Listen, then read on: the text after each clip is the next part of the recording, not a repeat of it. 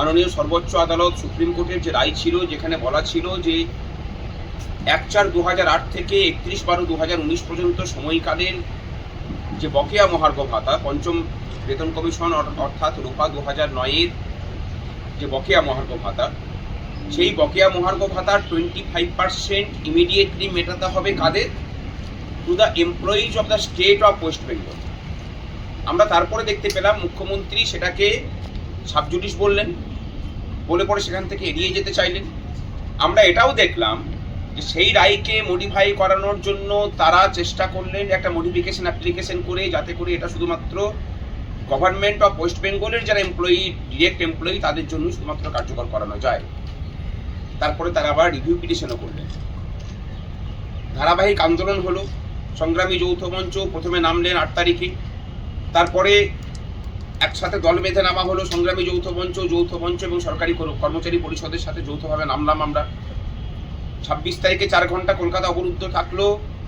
13 তারিখে গোটা রাজ্য জুড়ে সর্বাত্মক ধর্মঘট দেখলো রাজ্যবাসী সমস্ত সরকারি ক্ষেত্রগুলোতে। এই চাপে পড়ে উনি তড়িঘড়ি ঘোষণা করলেন যে সকল স্তরের কর্মচারী তারা হচ্ছেন বকেয়া পাবে। এই বকেয়া মেটাতে গিয়ে যে নোটিফিকেশন এলো, আমরা সেখানে দেখলাম যে নোটিফিকেশন যেটা দেওয়া হয়েছে সেটা কর্মচারী সমাজের সামনে আবার নতুন করে গাজর ঝুলিয়ে দেওয়া হলো। যে বকেয়া প্রায় 18 বছর পরে সরকার মেটাচ্ছে, সেই মেটানোর বকেয়ার বলছেন যে তারা পিএফএ দেবেন এবং পিএফএ 2 বছরের জন্য লক ইন পিরিয়ড থাকবে। আমরা লড়াইটা লড়ছি যাতে করে এই টাকাটা আসে এবং পশ্চিমবঙ্গের অচল হয়ে পড়া মার্কেটটা কিছুটা হলেও সচল হয়। ব্যবসায়ীদের অবস্থা খারাপ।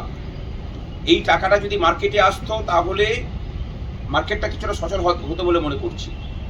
এবং আমরা দেখলাম যে সুপ্রিম কোর্টের রায়টাকে প্রত্যেক মুহূর্তে সেখানে অবমাননা করাই হয়েছে।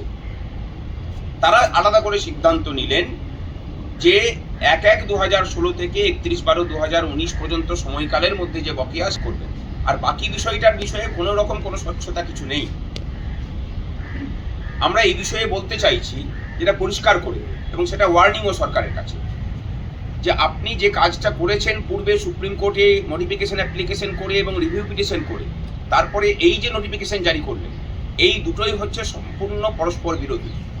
আমরা আপনাকে 1 সপ্তাহের সময় বেঁধে দিলাম।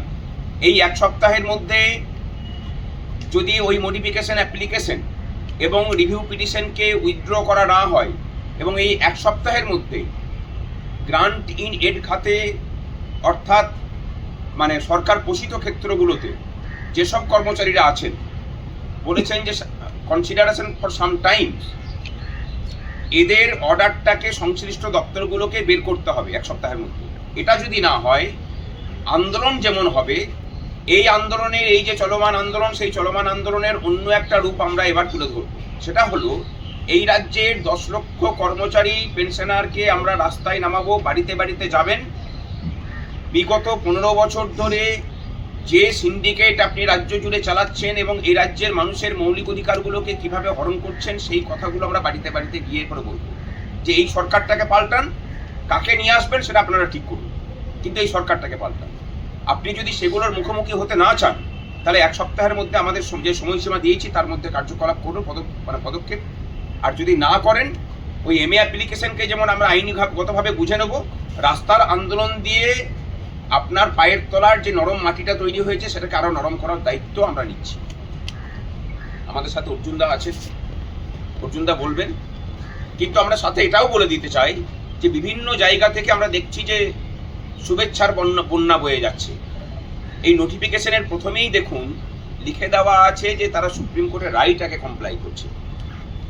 এই রায়টাকে কমপ্লাই করতে এমনিতে করেনি। সুপ্রিম কোর্টের চাপ, একদিকে আন্দোলনের চাপ, এই দ্বৈত চাপের ফলে তিনি নতি স্বীকার করেছেন, সদিচ্ছাই কিছু করেননি। হ্যাঁ, কিছু পান বা না পান, আমরা এটাতেই খুশি যে ওনার অহংকারের যে প্রাসাদ ছিল, সেই প্রাসাদটাকে আমরা কর্মচারীরা ভেঙে চুরমার করে দিতে পেরেছি, মাথাটা নত করতে হয়েছে। বাকি যে অধিকার আছে সেগুলো, শূন্য পদগুলোতে নিয়োগ, অস্থায়ী কর্মচারীদের স্থায়ীকরণ, এই যে বিষয়গুলো আমাদের আছে, সেই সমস্ত বিষয় নিয়েও ভবিষ্যতে যে লড়াই, সেই লড়াই আমাদের জারি থাকবে। এবং এই ভোটের মুখে আমরা এই 1 সপ্তাহের সময়সীমা দিলাম। এই সময়সীমার মধ্যে যদি সদর্থক কার্যকর ভূমিকা তারা যদি গ্রহণ না করেন, তাহলে আমরা আমাদের অ্যাকশন দেখাবো। বাড়ি বাড়ি গিয়ে প্রচার করবেন সরকারের বিরুদ্ধে, যে অবশ্যই। ভোটাররা প্রার্থীরা যান প্রচার করে এইভাবে যাবে না, পার্টির প্রচারের সাথে এটার একটা তফাৎ থাকবে। আমাদের প্রচারটার সীমাবদ্ধতা থাকবে এই রাজ্যের প্রাতিষ্ঠানিক যে দুর্নীতি, এই রাজ্যের রাজ্য সরকারের যে কার্যকলাপের ফলে মানুষের মৌলিক অধিকারগুলো কে হরণ করা হয়েছে, আমাদের প্রচারটা তার মধ্যে সীমাবদ্ধ থাকবে। রাজনীতি